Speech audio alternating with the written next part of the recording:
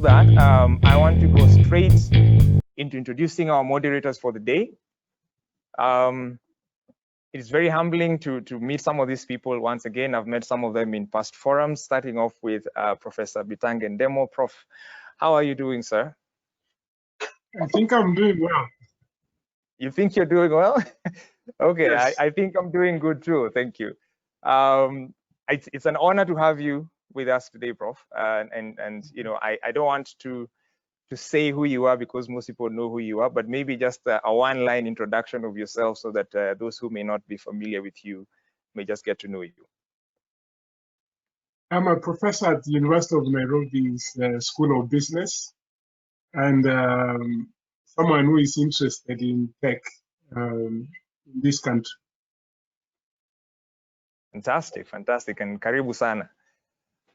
I'm also excited to be hosting Roble Muse, who is a serial entrepreneur and you know, just a man who has some very interesting thoughts and also an author, and he'll be telling us a little bit more about his book. Roble, please just give us a quick introduction of yourself. Hi, everybody. Thanks, Alex. So my name is Roble Muse. I'm speaking to you from Seattle.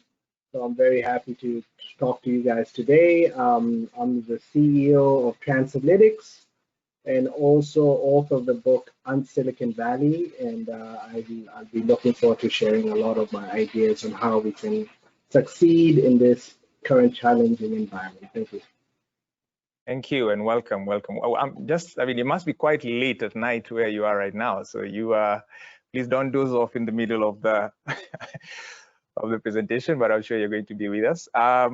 Also, last but not least, very excited to have Lorna Ruto with us. Lorna is the founder and CEO of EcoPost. Lorna, hi. Hi, everyone. My name is Lorna Ruto. Yes, I'm truly honored and excited to be with you here today.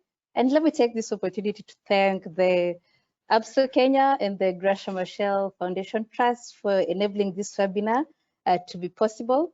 I am a multi-passionate social entrepreneur with a vision to have a green Africa free from poverty. And I'm also privileged to be a customer of Absa Kenya. Everybody, again, this is Roble. I'm going to try and move very fast because I want to give the other panelists an opportunity to speak to you and also give you enough time to ask some questions later. So the three main areas I'll be covering today is basics on pivots, and then we're going to do a case study of a company called Blockbuster and how it failed to adjust to market changes and which ultimately resulted in its failure. And then an example of businesses adapting to the current environment. I'll be asking two questions. If you know the answer, you can just put your response on the messaging and the administrators will be tracking it. And then at the end of my presentation, I'll give the answer. The people who get the question right first will get a free book. And if people don't get any of the questions right, I think the administrators will just pick somebody randomly. So moving on. So what does pivot mean in terms of business? So according to the lean startup methodology, a pivot is essentially a shift in business strategy to test a new approach regarding a company's business model or product after receiving direct or indirect feedback. This is usually in reference to normal business activity, but we are obviously in extraordinary times and we are getting feedback from the market in various channels. And this case study really shows a shift between brick and mortar and online, and the dangers for companies that are not keeping an eye on market signals to adapt and to change the environment. And what can we learn from this? There are a couple of lessons I picked out. There are many lessons, but the three that I picked out is being small can be an advantage because it was difficult for Netflix and Blockbuster to reduce their overheads because they had all this infrastructure cost. But with Netflix being so small, they were not burdened with legacy systems and businesses, and they were able to adapt to this market And for you as SMEs, you also can put yourself in this category as being lean and small to adapt to these changes. It is also very important not to be complacent and constantly be monitoring changes within the market and seeing how it impacts you and how somehow you can also take advantage. And the third one is major changes in the marketplace creates opportunity. So not only this was a technological innovation that caused Blockbuster to fail, their business model to fail, but if you look at COVID, it's going to have a lot of changes in consumer behavior, and there's going to be opportunities for lean and smaller companies to take advantage and actually surpass bigger companies which are struggling to adjust to the changes. So there's always a need here to be optimistic. If we look also in 2008, the financial crisis, there were quite a couple of companies that came out of that, including Amazon, including Uber. That came out of Thank you, Roble. I don't know how many submissions we have received to your questions. I will wait for the organizers to tell me that in a short while. And hopefully 2 people get to walk away with your book and Silicon Valley. It's a fantastic book that I have also already started looking through. And I actually want to just pick out a couple of things that I know you have in that book, and it's just and as the audience thinks about any questions they might have for you.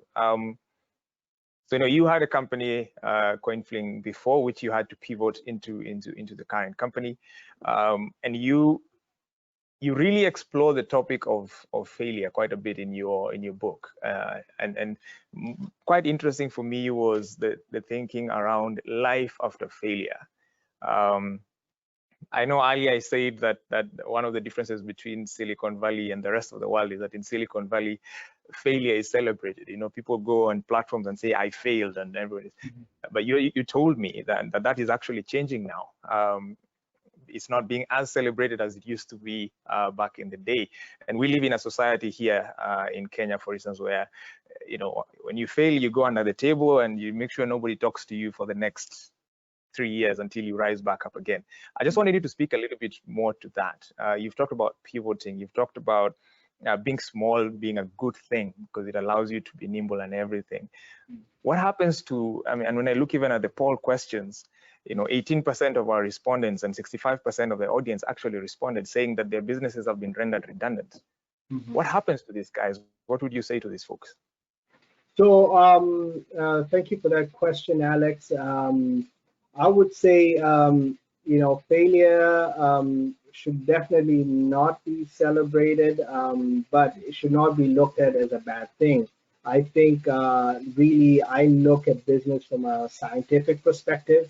I think anytime you're coming up with a business idea, you're proposing a hypothesis, and you have to test that hypothesis in different ways. And so for us in the technology world, we have what is called a minimum viable product. So you enter the market with a small test of the product and you grow from there. So it's a process of continuing to iterate as you search and find what is called a product market fit. And so for me, I believe that I think as an entrepreneur, you'll always be an entrepreneur. Everybody who's an entrepreneur knows they cannot imagine doing anything else but business. And the reality is a lot of companies, and successful entrepreneurs failed 3 or 4 times before they found their product market fit.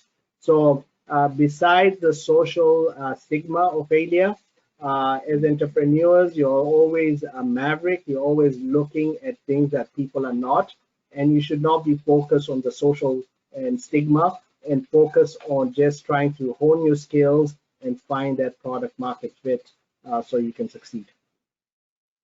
Thank you for that.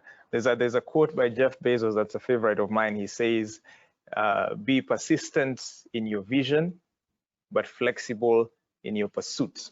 And I think that's what you're alluding to, which is stay true to that vision. But just because this one way did not work, rise up, try again, and I'm sure Lorna knows a lot about that, given the journey that she's been on. So thank you so much, Roble. Thank you for that. I know when a lot of people hear the word blockchain and they probably just go, okay, so now we're getting too techy, and I might as well just give up because I don't know what this blockchain business. It's very simple to understand. I had a restaurant, I used to do deliveries or whatever that might be.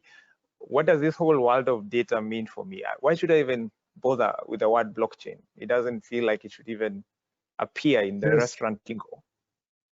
Two key words you have said, blockchain and data. Blockchain, in very simple English, is an attempt to automate trust. That you can actually trust the source of this, where it came from, what they are saying about it. And the data is very key because everybody is worried about their health.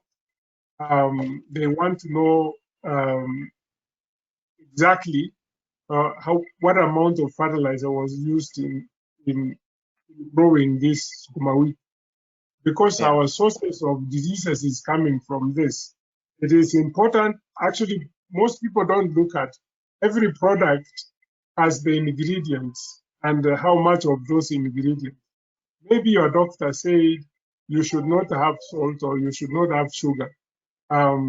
These things are becoming more standard, that people require data in order to understand how they can live a better life. And the data and the blockchain are those technologies that will define this phase that we have gotten into, the phase of development. If you don't have data, if you can't tell me where you grew,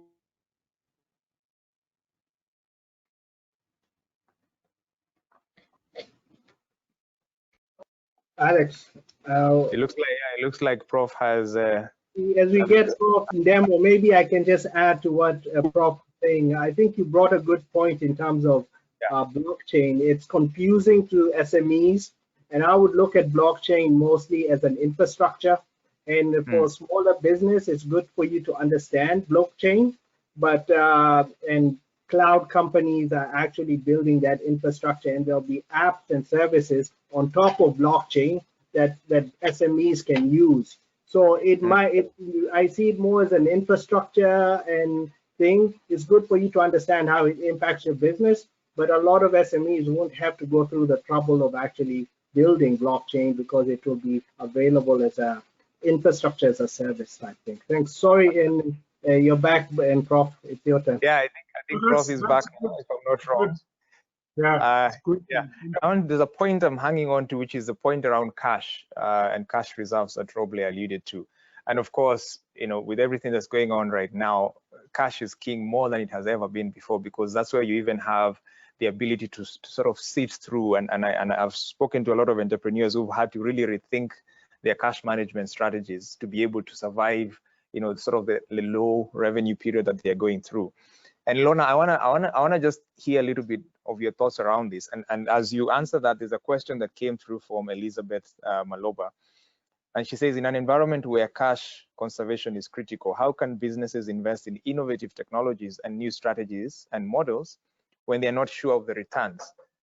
And I really resonate with that fear. It's I'm not going to risk my cash in experiments. I need this cash to pay my people, to keep the lights on and all that. What thoughts do you have on that? What I would encourage entrepreneurs out there, if you have an idea, just start it.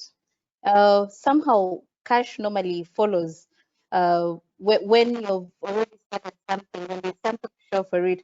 I remember when I was starting out, we did not even have enough capital to do anything, even to just even pay very little rent. It was only 10,000 shillings for the space that we required. And I knew for me to be able to do that capital intensive business, I required a machine worth several million and all that.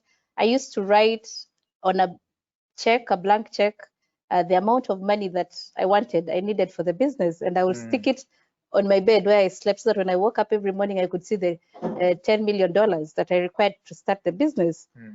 And believing it and working towards it and going every day with that determination and passion, and putting all your struggles and energy and sacrifice into that business, I am assuring you the cash will start running after you. So just start. Do not be scared to lose. Whenever you're afraid or you fear, that's when you will never be able to achieve anything. Just start with what you have, even if it's very little, and then